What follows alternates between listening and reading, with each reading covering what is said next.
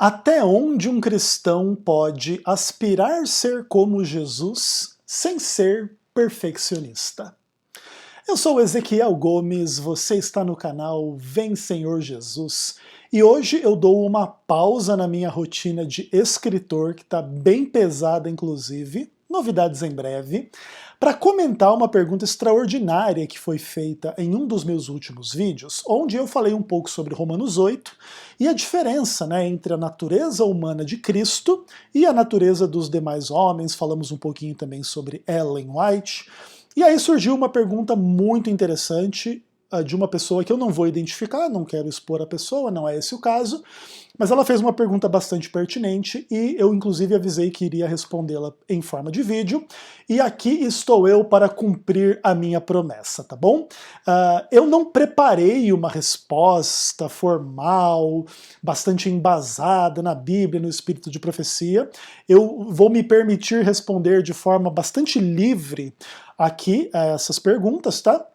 Mas julgo-as pertinente e vamos trabalhar um pouquinho esse assunto, beleza? Então, a primeira linha da pergunta dela que você pode ver na imagem aí diz assim: eu gostaria de saber, sinceramente, até onde um cristão pode aspirar ser como Jesus sem ser denominado de perfeccionista? Bom, alguém pode pensar que essa frase é uma frase bastante simples, essa é uma pergunta bastante simples, mas na verdade não é, uma vez que existe um pouco da ideia dos limites de você aspirar ser como Jesus, e também de como que as demais pessoas podem perceber um pouco dessa dinâmica, dessa aspiração, e te denominar ou não de perfeccionistas, tá?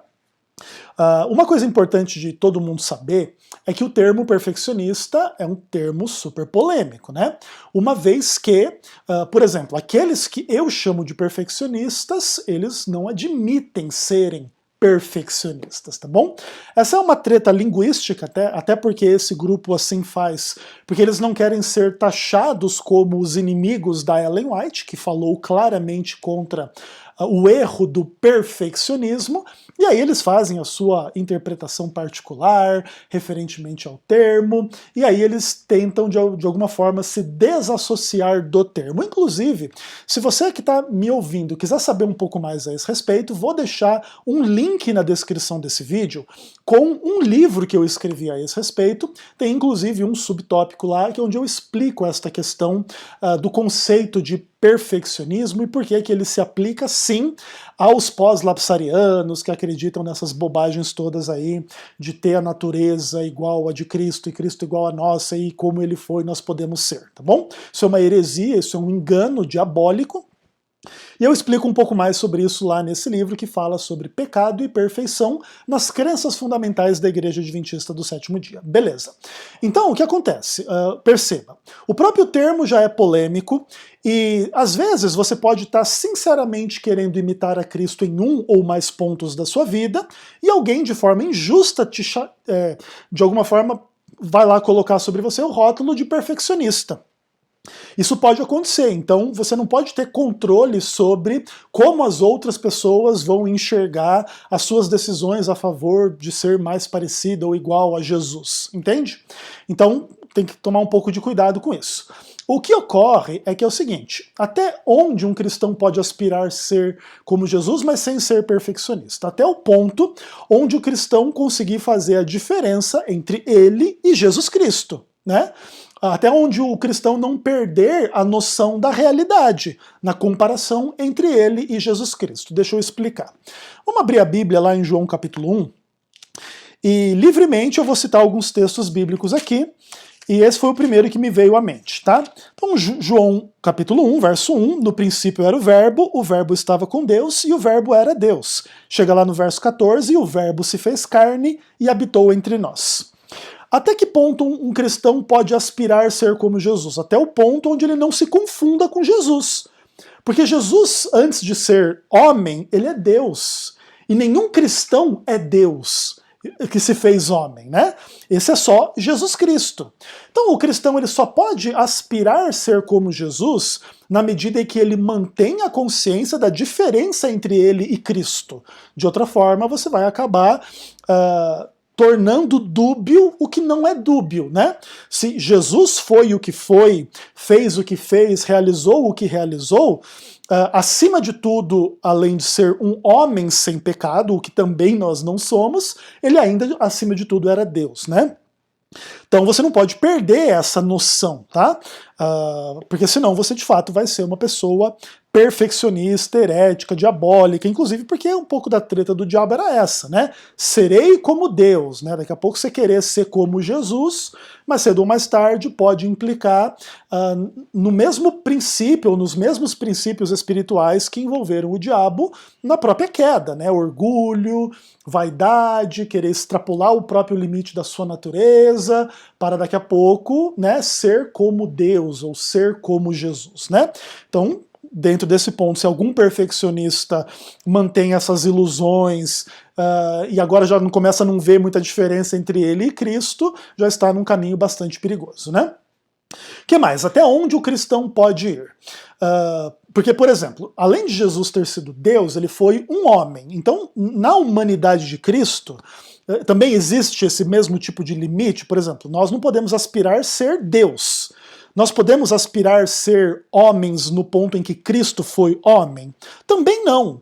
Porque, veja bem, vamos inclusive conceder o espaço teórico para que seja possível, em algum momento da sua vida, num contexto de uma conversão muito especial, uma sinceridade muito profunda, você começar a dizer não aos seus pecados a ponto de se tornar sem pecado.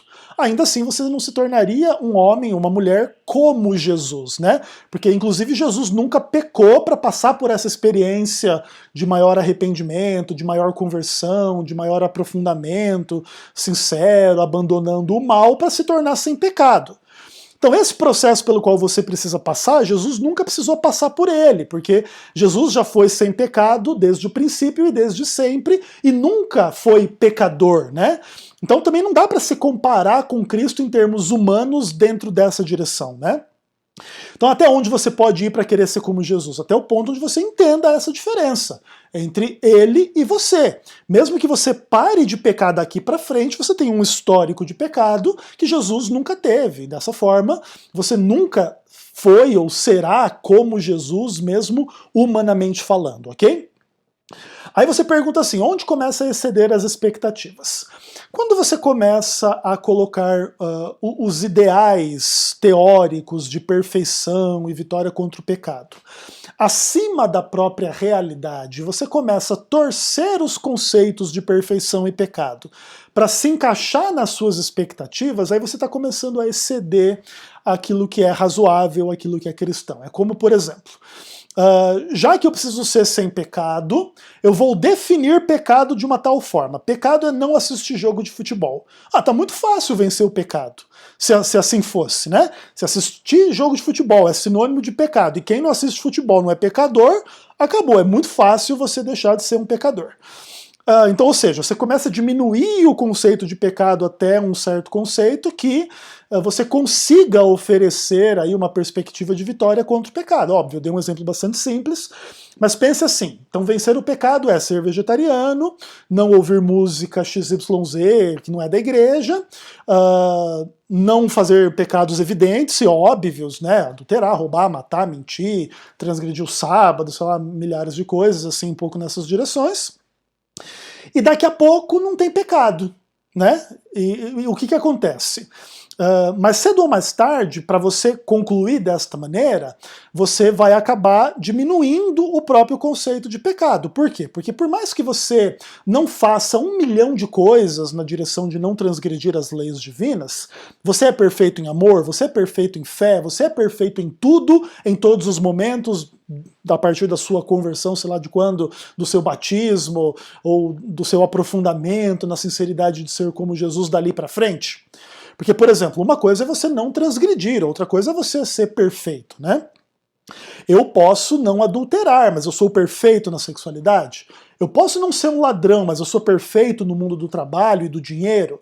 Eu posso honrar meu pai e a minha mãe, mas eu sou perfeito em amá-los, perdoar os erros deles, tratá-los, ou milhares de questões. Eu posso ser um bom pai, mas eu sou um pai perfeito. Você entende esse tipo de coisa? Então, quando você começa a caminhar na fantasia da perfeição e da vitória contra o pecado, a ponto de começar a não enxergar as questões mais complexas e mais profundas, você acaba que está excedendo as suas expectativas de vitória contra o pecado e perfeição, e você está no caminho do que é o perfeccionismo, tá bom? Aí ela diz assim, qual é a linha divisória entre o que o cristão pode ser semelhante a Jesus e o que é chamado de perfeccionismo? A divisória é a realidade tal qual a palavra de Deus descreve. Por exemplo, a palavra de Deus descreve Jesus sem pecado e os homens como pecadores. Qual é a linha divisória? Quando você começa a pensar que o homem pecador é sem pecado, ou que Jesus foi pecador, ou parecido com um homem pecador, para poder colocar uma área cinzenta na relação entre Cristo e os pecadores, ok? Aí você começa a traçar, você começa inclusive a traçar uma linha cinzenta nessa linha divisória, e daqui a pouquinho você começa a transitar entre universos que não são muito legais. Agora, o pecador sem pecado, ou Cristo sem pecado, teve a mesma natureza do homem pecador e foi igualzinho a nós, e blá blá blá, né? Tudo isso é heresia, tudo isso é perfeccionismo, tá bom? Aí você diz assim, a palavra de Deus diz para sermos santos como o Pai é santo, qual é o nosso limite? Bacana. A Bíblia traz muitas mensagens para a gente ser santo como Deus é santo, perfeito como Deus é perfeito, perdoar como Deus perdoa, amar como Deus ama e tudo mais, certo? Todavia, existem características que, mais cedo ou mais tarde, vão ser um pouquinho problemáticas, né? Veja, por exemplo, João 8, verso 46. Esse é um texto interessante para a gente poder caminhar um pouco para o arremate da nossa discussão, onde Jesus fala assim, né? Quem dentre vós me convence de pecado? Então Jesus estava dentro de uma discussão lá com os fariseus e basicamente o que ele está dizendo é, nenhum de vocês consegue me convencer de que eu sou sem pecado. Então o que acontece? Nós somos santos no ponto de sermos sem pecado?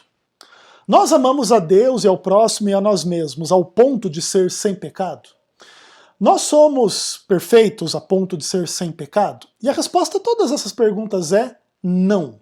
Então, na verdade, o ser santo como Deus é santo, ou perfeito como Deus é perfeito, amar e perdoar como Deus ama e perdoa, implica em ser isso na sua esfera de existência, naturalmente sem se confundir com Deus, né? Sem querer se tornar igual a Deus, que aí você vai se tornar igual o diabo mesmo. Então o que acontece? Deus é santo na esfera dele, você é na sua. Deus é santo sendo sem pecado, você é santo sendo pecador. Inclusive porque a Bíblia chama os homens pecadores de santos, né? Escrevo a igreja dos santos em Cristo lá em Corinto. Vai lá ver o que é os santos em Corinto, é gente tomando a ceia tudo errado, comendo na frente do outro, não estando nem aí porque um é pobre e o outro é rico, o outro transando com não sei quem, o outro falando mal de Paulo, o outro fazendo esses joguinhos sectários dentro da igreja, que eu sou de Paulo, eu sou de Apolo, eu sou desse, eu sou daquele, eu sou melhor que você, e esses são os santos, ok? Então, veja, eles são santos como Deus é santo, mas Deus é santo sem pecado, e eles são santos com pecado. E aí, a ideia é, obviamente, que todos devem se esforçar para ser cada vez menos pecadores, cada vez mais coerentes, cada vez mais santos, cada vez mais amorosos, cada vez mais sinceros, cada vez mais verdadeiros. E isso, inclusive, no reconhecimento de que a gente não é perfeito, não é santo no sentido, né, sem pecado e tudo mais. E é assim que nós vamos sendo perdoados e considerados em Cristo como sendo aquilo que a gente não é. Então, em Cristo nós somos perfeitos, em Cristo nós somos filhos de Deus, em filhos nós somos salvos, em Cristo nós somos santos, em Cristo nós somos perdoados, coisas que em nós mesmos e por nós mesmos nós não temos direito a sermos filhos de Deus, a sermos perdoados dos nossos pecados por causa das nossas incoerências e tudo mais, ok? E eu espero que talvez um pouco dos meus raciocínios, ainda que não tão bem embasados, possam de alguma maneira te ajudar a entender um pouquinho melhor a questão, porque tem milhões de questões por detrás dessa discussão como um todo e como que ela faz mal às pessoas que vão nessa direção de um perfeccionismo, onde daqui a pouco elas estão negando a própria realidade, o próprio pecado, a própria Bíblia, para poder manter as suas fantasias de perfeição e vitória contra o pecado, tá bom?